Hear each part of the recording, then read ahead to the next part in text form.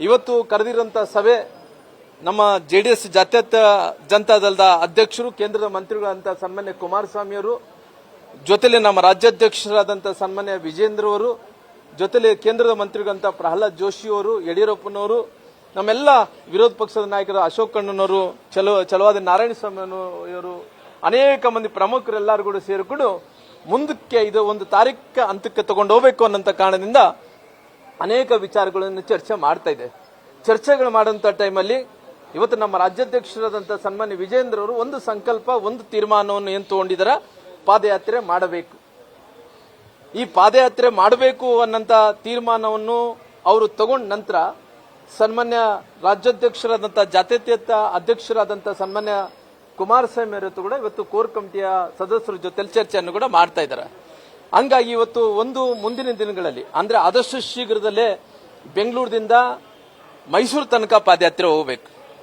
ಮೊದಲನೇ ಫೇಸಿನ ಈ ಹೋರಾಟ ಏನಂದ್ರಿಗಿನ ಇವತ್ತು ಬೆಂಗಳೂರಿನಿಂದ ಮೈಸೂರು ತನಕ ಪಾದಯಾತ್ರೆಯನ್ನು ಹೋಗಬೇಕು. ಪಾದಯಾತ್ರೆ ಹೋಗುವಂತ ಟೈಮಲ್ಲಿ ಏನೇನು ಮಾಡಬೇಕು, ಇವತ್ತು ನಾವು NDAದಿಂದ ಇಬ್ಬರು ಭಾರತೀಯ ಜನತಾ ಪಾರ್ಟಿ ಮತ್ತು JDS ಪಕ್ಷ ಇಬ್ಬರು ಸೇರ್ಕೊಂಡು ಈ ಹೋರಾಟ ಬೆಂಗಳೂರಿನಿಂದ ಪ್ರಾರಂಭ ಆಗಿ ಮೈಸೂರು ತನಕ ಕೂಡ ತಲುಪಬೇಕು.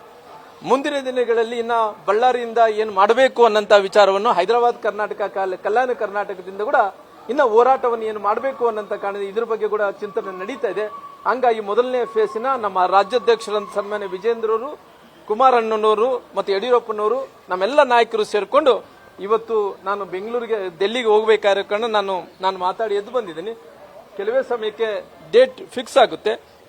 ಇನ್ನೊಂದು 2-3 ದಿನ ಒಳಗಡೆ ಯಾವ ಡೇಟ್ ಅಂತೇಳಿ ಫಿಕ್ಸ್ ಆಗುತ್ತೆ, ಆ ಡೇಟ್ ಫಿಕ್ಸ್ ಮಾಡಿಕೊಂಡು ಬೆಂಗಳೂರಿನಿಂದ ಮೈಸೂರು ತನಕ ಪಾದಯಾತ್ರೆಯನ್ನು ಮಾಡೋದ್ರ ಮೂಲಕ ಈ ಕಾಂಗ್ರೆಸ್ ಸರ್ಕಾರವನ್ನು ಪ್ರತಿಯೊಂದು ವಿಚಾರವನ್ನು, ಪ್ರತಿಯೊಂದು ವಿಷಯವನ್ನು ಎಲೆ ಆಗಿ ಬಿಡಿಸಿ ಜನರಿಗೆ ತಿಳಿಸುವಂತ ಕೆಲಸ ಮಾಡ್ತೀವಿ.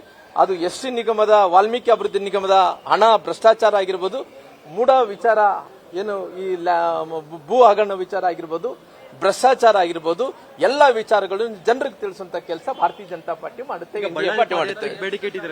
ಅಲ್ಲ, ಬಳ್ಳಾರಿ ವಿಚಾರದಲ್ಲಿ ಚರ್ಚೆ ನಡೀತಾ ಇದೆ. ಇನ್ನ ಮುಂದಕ್ಕೆ ಇದನ್ನ ಒಂದು ತಾರಕ್ಕೆ ಹಂತಕ್ಕೆ ತಗೊಂಡು ಹೋಗಬೇಕು. ಯಾಕಂದ್ರೆ ಇಲ್ಲಿಗೆ ಬಿಡಬಾರದು. ಯಾಕಂದ್ರೆ ಅವರು ಮಾಡ್ತಾ ಇರುವಂತ ಭ್ರಷ್ಟಾಚಾರ ಏನಿದೆನೋ ಅದು ಮಾಮೂಲಿ ಭ್ರಷ್ಟಾಚಾರ ಅಲ್ಲ. ಈ ಶತಮಾನದ ಒಂದು ದೊಡ್ಡ ಭ್ರಷ್ಟಾಚಾರ. ಯಾರು ಕೂಡ ಇಂಥ ದೊಡ್ಡ ಭ್ರಷ್ಟಾಚಾರ ಇತಿಹಾಸದಲ್ಲಿ ಆಫ್ಟರ್ ಇಂಡಿಪೆಂಡೆನ್ಸ್ ಯಾರು ಕೂಡ ಮಾಡಿದ್ದಿಲ್ಲ. ಈ ಕಾಂಗ್ರೆಸ್ ಸರ್ಕಾರ ಇವತ್ತು ಮೊದಲನೇ ಬಾರಿಗೆ ಇವತ್ತು ಪರಿಶಿಷ್ಟ ಪಂಗಡಗಳ, ಇವತ್ತು ವಾಲ್ಮೀಕಿ ಸಮುದಾಯ ಹಣವನ್ನು ತಿನ್ನುವಂತ ಕೆಲಸ ಮಾಡಿದೆ.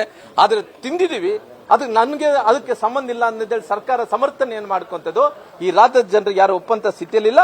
ಹಂಗಾಗಿ ಮೂಢ ಹಗರಣ ಆಗಿರ್ಬೋದು, ಎಲ್ಲ ಹಗರಣಗಳನ್ನು ಸೇರಿಕೊಂಡು ದೊಡ್ಡ ಹೋರಾಟವನ್ನು ಮಾಡುವಂತ ಕೆಲಸ ಇಡೀ ರಾಜ್ಯದಲ್ಲಿ ಮಾಡ್ತೀವಿ. ಮುಂದಿನ ದಿನಗಳಲ್ಲಿ 224 ಕ್ಷೇತ್ರಗಳಲ್ಲಿ ಕೂಡ ಮಾಡುವಂತ ಕೆಲಸ ಮಾಡ್ತೀವಿ.